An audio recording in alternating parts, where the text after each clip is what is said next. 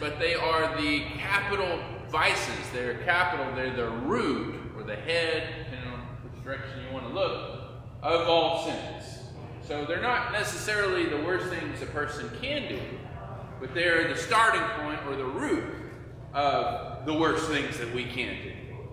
So we started our study with what's sometimes called the mother of all vices, which is what? Pride. Pride, we say, is the root of all the other roots. It's the beginning point. Pride. We talked about that last week. So today, and this is what we'll do for each of these, we'll alternate. We looked at the worst of them, pride, and now we're going to look at the antidote. So what do you do to cure pride? And we'll do that through each of these vices. How do you cure it? Now the tricky thing with curing pride is, well, unlike all the other vices, pride is wrapped up in all of them. It's connected to all of them, right? Because let's say I have a problem with greed. And through God's grace, I managed to conquer greed in my life. Now what's the temptation? I'm going to be proud that I beat greed. Right. So this is why I say pride is wrapped up in all the other vices, right? Because even when I conquer them, pride's still there. It's very dangerous. But the antidote to pride is, you can probably guess, I wrote it on the board, humility. And that's what I want to think about today, humility. If pride is the mother of all vices, then humility is the mother of all virtue. It stands at the root or the base of all of the cures that we're going to look at this summer. So let's start with a passage, maybe the best known passage in the New Testament on humility, just to show how important it is. So someone will read Philippians 2, 3 through 8. And while you're looking that up, I'll just point out that in the ancient world, the world of the New Testament, the world of Jesus, humility was not considered a virtue. The Roman people did not look at humility as something to strive for. They didn't think it was a good thing. The Greeks did not hold up humility as a virtue. They actually thought pride was a good thing for a person to achieve, to be successful. And we said that that's kind of true in our world as well. Even though we live in a post-Christian society, so there's still something good connected to humility. As a society, we largely still value success and achievement and what could be called pride. So humility has never been one of the standard virtues like courage or some of these other combinations, wisdom. But it is a special Christian virtue, maybe the most important Christian virtue. So someone read this passage, Philippians 2, 3 through 8. You'll see why. Mark. And whatever you do, don't let selfishness or pride be your guide. Be humble and honor others more than yourselves. Don't be interested only in your own life, but care about the lives of others too. In your life together, think the way Christ Jesus thought. He was like God in every way, but he did not think that his being equal with God was something to use for his own benefit. Instead, he gave up everything, even his place with God. He accepted the role of a servant, appearing in human form. During his life as a man, he humbled himself by being fully obedient to God, even when that caused his death on the cross. Yeah. So, for Christians, why is humility such an important virtue, central virtue? So, the only thing I remember from going to church at Mayfair and Huntsville for 5 years was one thing the preacher said. Gary Bradley said, more men would go to hell because of pride than any other sin. He said men especially. That's one thing I remember him talking about. And everything else comes from that. Pride of the eyes, selfishness. Because it's essentially where it all starts. Yeah, it's the root. To your point, it may be the most important one. Yeah. Yeah. But just looking at this passage, why might we hold up humility, whereas our culture and ancient culture didn't? There was a foundation for Christ. Yeah, because we believe that God is humble. And that sounds so strange. We want a God that's powerful, that's strong, that's successful. But as Christians, we look to God as who's a humble or a servant even. That's what we see in Jesus. So it's important to also remember how strange it is. We take it for granted maybe, but it's strange to worship a humble God. So that's part of the reason we think it's important, because that's what God is like. That's the God we worship. Now let's take a moment and define humility. So Paul gives us a little bit, thinking of others more than yourself, right? That's one way to do it. But anybody have any other definition?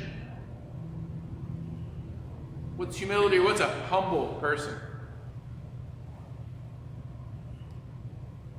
Well, to me, it's someone just doesn't work and doesn't make a big deal of it. He just did because it needs to be done.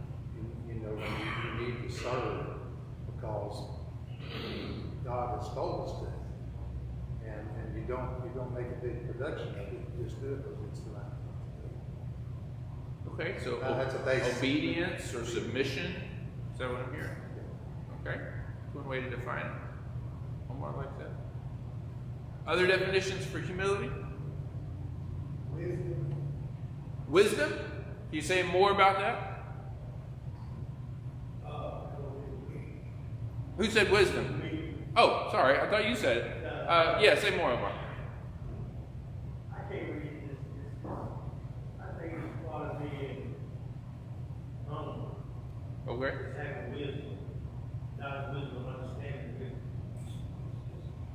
I look at it as being humble. Okay. You know, it's slow to anger, all that stuff about being humble. Yeah. You're walking Jesus, stuff about being humble. And there is a connection there, because a wise person knows that they actually don't have all the answers, right? A wise person looks to other people, looks to God, right? Yeah, so there's a connection there. Yeah, Jared? I feel like you can consider about humility, but I think humble, you should. I think that's something that you go in and out of, because I think it's the world we live in times you can't be humble, like you gotta show people what's up, and sometimes, you know, let your natural state can be humility, you know what I'm saying? I mean, humble people get ran over. Yeah, that's exactly right. I think it's the situation of what it's saying to be humble and not be humble, because if you're in a situation and you're being humble, you're going to go, like you said, you're going to get knocked down. Yeah. I'm from people that stop because of humble. Yes. Yeah, it can even get you crucified. Yeah. Get your heart, get you anything if you up there, okay, yeah, sure. Yeah. Okay. Now you see how weird this is, and why people didn't want to be Christians. And it brings more, like, people try you more when they feel like But yeah. Yeah, we do connect it to weakness, and I gave that line last week about pride that says the meek shall inherit the earth, but not the mineral rights. Yeah, but it seems J. like Paul when you into God and you know about God, you have like a shine or something on you that said, hey, she's a Christian, she believes in God, she walks in faith. And you have more people coming at you because they keep trying, because you are in the God. And when some good fixing to happen to you, that's when the devil keeps coming at you. Yeah. Every time. Yeah. That's what happened to Jesus, right? Yeah. He's got to shine. It just seems like it does us the way it did him, you know. But like they say, we're just like Jesus. It says it in the Bible. You know? So. Yeah. I mean, I might be out. The thing is, for Jesus, he never let up. Like That's all right. of us, we get to a break point. I can put up with it so long, and then I've got to reassert myself. Yeah. But Jesus maintained his humility all the way to the end. And that's what's different about him than us. Yeah. Cornelius? He could handle it better than us. I think humbleness is, my definition of humbleness is confidence without the top about it, without the praise, without giving yourself the praise. But Yeah. you know who you are, so that's the humbleness of, it's not bragging Yeah. about who you are. It's just being who you are. Yes. That's my definition of humble. But you cannot run over humble because humble knows who he is. But he's not broadcasting like a lot of people. That's a good definition of it. Yeah. Right. Like the guy that wrote a book, Humility, How I Became Number One. Right. We fall into pride again. That's a really good definition, Cornelius, and I want to use that to move on, because I think you say confidence, but that doesn't brag about it. Yeah. I think pride is you go over the confidence, you are comfortable with who you are, and you know who you are. Good. No more, no less. No more, no less. That's really good. I wanted to find humility, which kind of, you said it one way, you said it really well, as a self-knowledge, proper self-knowledge, which I think is exactly what you're describing. No more, no less. Humility comes when we know who we are. Not better than we are, not worse than we are. Now, throughout Christian history, some people have said, well, the way to be humble is to think you're worse, to really even hate yourself. I mean, people have said this. This is a gross story, but I'll tell you anyway. It comes out of one of these medieval manuals for cultivating the virtues. And so, how do you become humble? They tell a story about a bishop. You know, a bishop is like a high leader in the church. And this bishop passes a leper, just a guy laying on the street. You know, he's got rotten flesh, and he's got snot coming out of his nose. And this leper calls out to the bishop, "Bishop, I need you to get this snot off of my nose because it's too sensitive. If I use a tissue, it hurts. It'll rub my nose right off. I need you to use your tongue to get this snot because it's bothering me." And so the bishop is humble. And the bishop squats down and he uses his tongue and he licks the snot off the nose of that leper. But when he pulls his tongue back in, it's not gross, but he's got a gem, because he realized this isn't a leper at all, it's an angel that was put there to test him, to see if he was humble. And so he's rewarded. You know, do whatever you want to with that story. That's gross. And that's, I think, the one extreme that you're talking about, Cornelius, thinking less of yourself, hating yourself, hating the body. There's lots of stories like that in Christian history. It was pretty common in the Middle Ages for them to talk about themselves as, I'll just use the polite word, sacks of excrement. Poop. That's all I am. That's all my body is. It's just a poop sack. Well, I mean, in a sense, yes, but it's a really low view of who I am and what my body is. Now, biblically, we can use this language, ashes to ashes, dust to dust. We're made from dust, and that's all we are. And there is an important sense in which we can remember that. In fact, the word for dust is the word humus, which if you're a gardener, you know that's dirt that you use to grow vegetables. But that's actually the same root as the word human and the root of the word humility. So there is a sense in which humility is a true self-knowledge. I am made of dirt. I do come from dust. But that's not saying excrement, right? That would be less. But let's be honest, we're just dirtbags. There is some truth to that. Okay. So one approach is self-loathing. It's thinking too lowly of ourselves. Another, you may have heard this quote, it gets said a lot.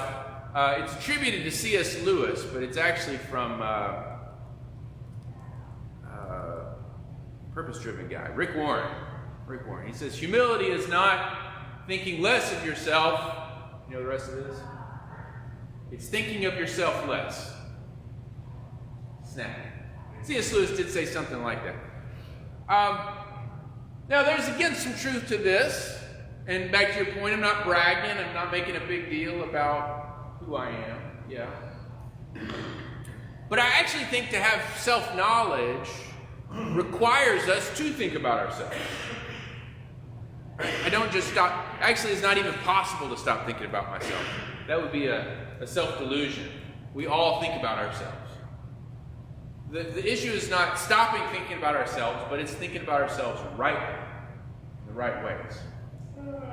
So, this can be called introspection. That means looking within the self. Jerry.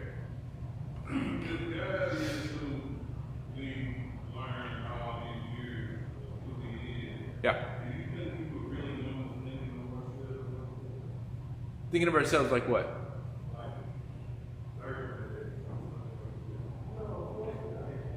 No, I don't. That's what I'm saying. Like, that's one strategy that people have taken, even some Christians, but I don't think that's the right way to get to humility. That's thinking too low. So again, this is tricky. We don't want to think too low or too high. What's the, In the middle. the three little bears? In the middle. Just right. Yeah. We want to think about ourselves honestly, what we really are. Yeah. And that requires introspection.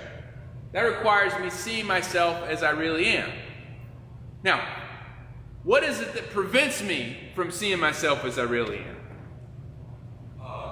Outside noise, other people. Noise, yeah, other people. Pride. Okay, pride. No. Your dog's thinking. Keep working. You do have a lot of noise in your tent. Yeah. Yes.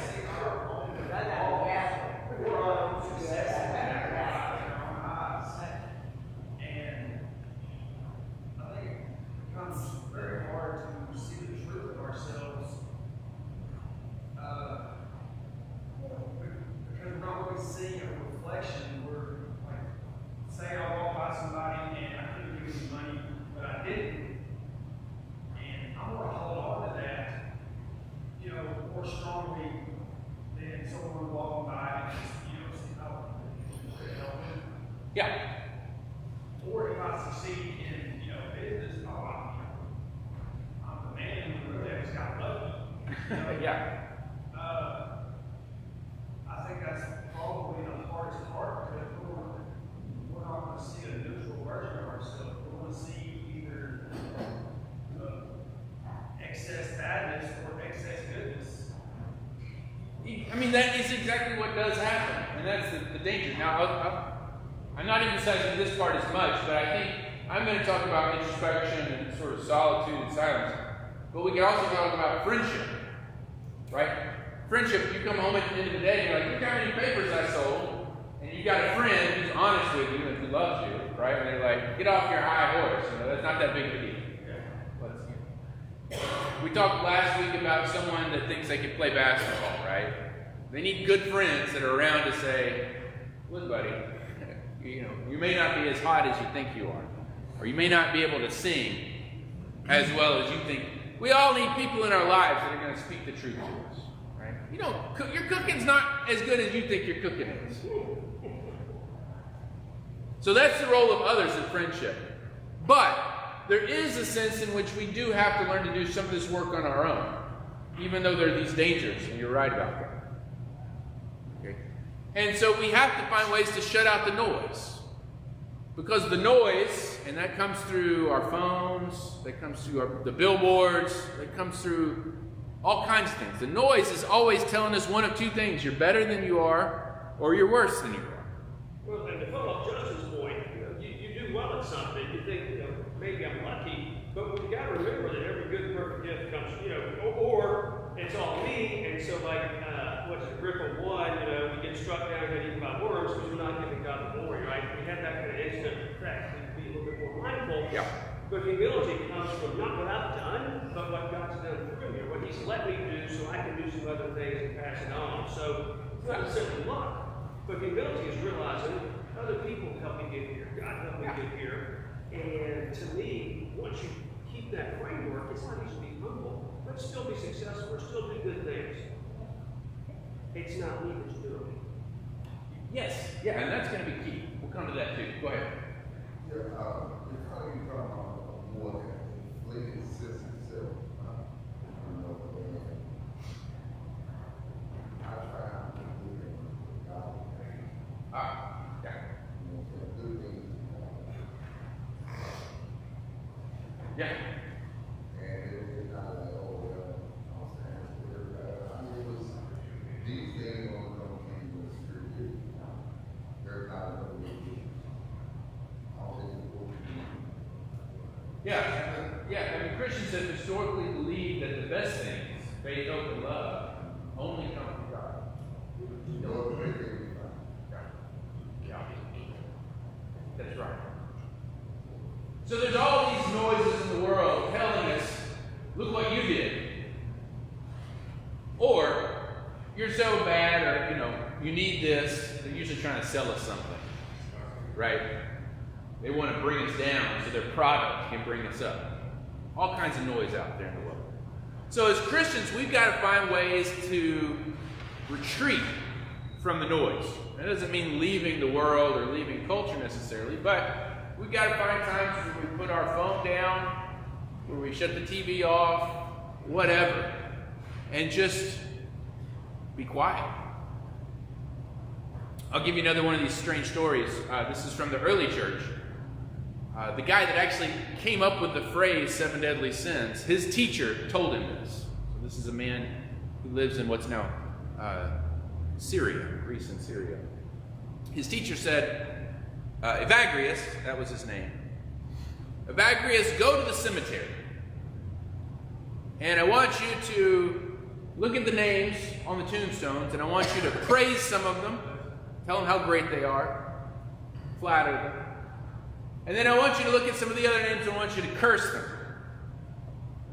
Tell them how terrible they are. Okay? Go and do that. And these monks, they just had to do what they were told, right? So Evagrius goes, he curses some of the ghosts, he praises some of the ghosts. He comes back to his teacher, and the teacher said, okay, what did they say back to you? He said, well, they didn't say anything back. And the teacher said, now, when people praise you, or when people curse you, you do the same.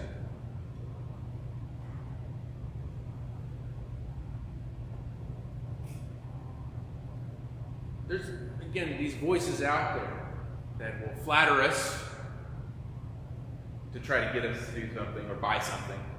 Or curse us, again, to try to get us to do something, motivate us. And we've got to learn to respond in the same way as if we were the ghost, right? I'm not going to take the bait.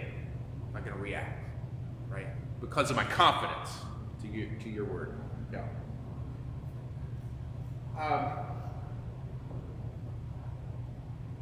So silence and solitude are necessary to figure out who we are. And what do we mean who we are? We are both dust and we are children of God. We hold on to these two things. We are both sinners who do terrible things and hurt each other all the time. And we are beloved and forgiven. All at the same time. And so true self-knowledge is knowing that, holding on to that, and being confident. I think that is a key word, being confident that even though I still fail and over again, I will remain beloved of God. And He'll keep giving me those gifts. And the Spirit will keep working. Yes, sir? It sounds like the first of all, it's not like the matter of Jesus or distraction or another form of Yeah. And it's like when he falls over the Holy Spirit, the Word of God, and everyone with all the days. You know what I'm saying? He often, when he finds this out, he will go off to himself through time. Yeah.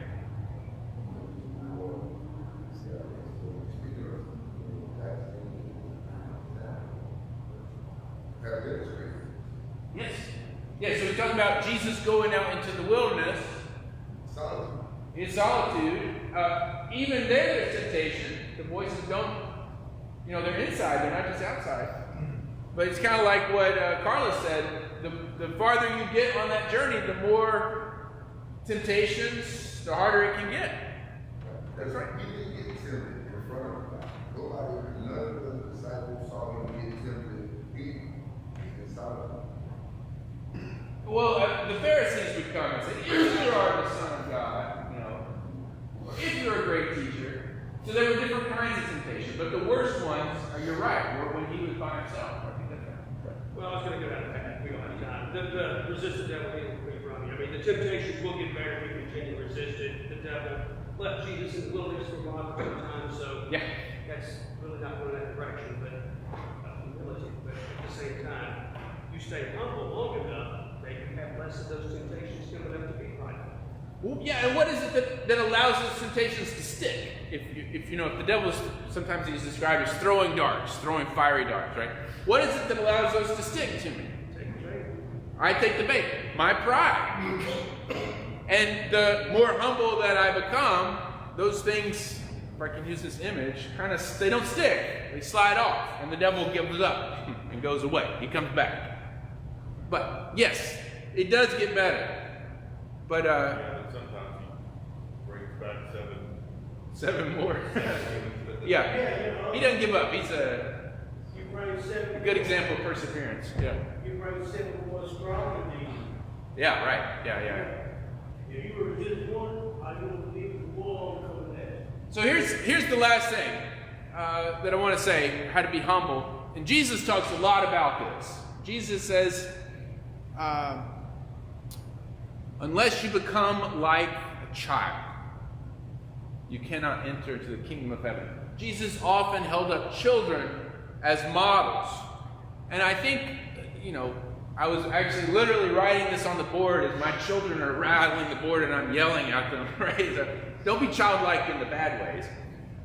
But there's a sense in which children have this kind of naive confidence. They know, in a good, healthy family, they know they're loved, but they're not bragging about it. They don't make a big deal about it. And our daughters love to draw and paint and create things, right? And they'll create something and they want to show it to us, right? And then they forget about it and it gets thrown in the trash. They don't say this needs to go in the museum, or this needs to go in the family archives. They can delight in something for its good. They created something beautiful, but they don't have to hold on to that. They're not attached to it in the way we get attached to things. So, childlikeness becomes, I think, the key word for what we mean by humility. And I want to close with Psalm 131, which is one of my favorite psalms, but I think it captures this. So if someone can read Psalm 131, it's quite a short psalm.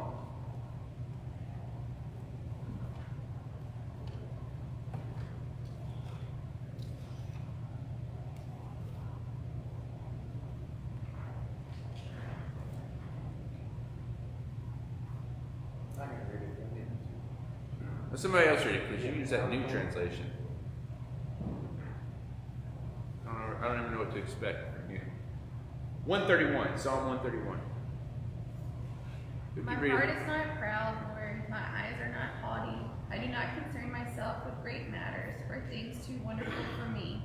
But I have calmed and quieted myself. I am like a weaned child with its mother. Like a weaned child, I am content. Israel, put your hope in the Lord, both now and forevermore. Thanks. Did you hear the first line of that?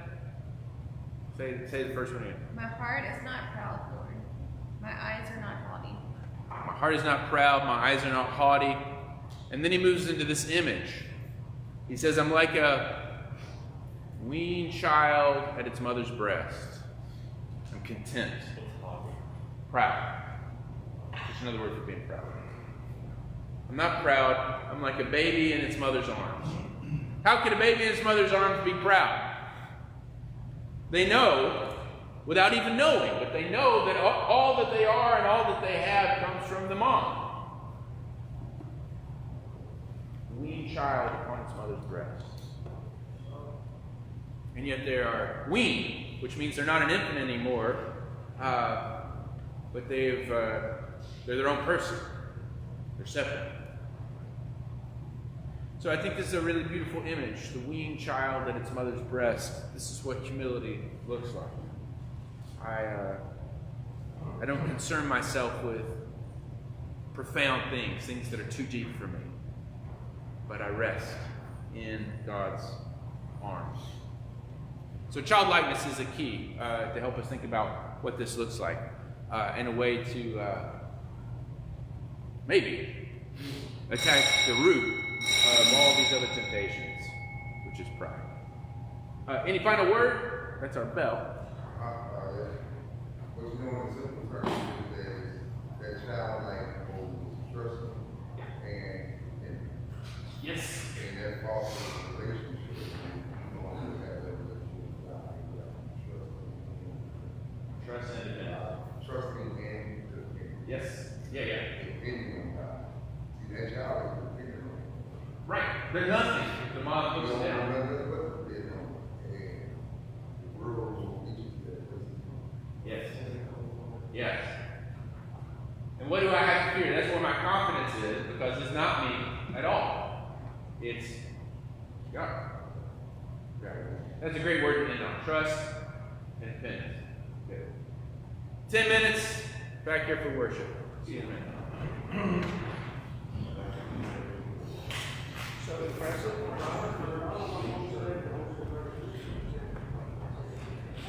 One of my favorite spots is there's a really good piece of Lindsley glass. There's all the wine stained glass. His mom is actually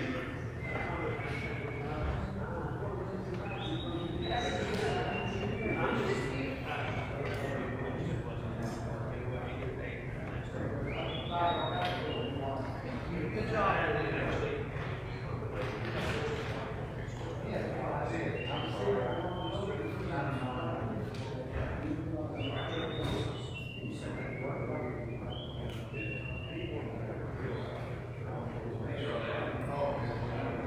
So did you go to 10 for June is 10. It's right off on Marcus. It's a really cool historic district. It's fun to look it up online. It's a convent. Look it up and put it on the screen. You know, there's where we get under the step. We go to the basement. It's really cool to see that stuff. Right? You can look it up by address and see what's on the Yeah. I should show you a picture of our God.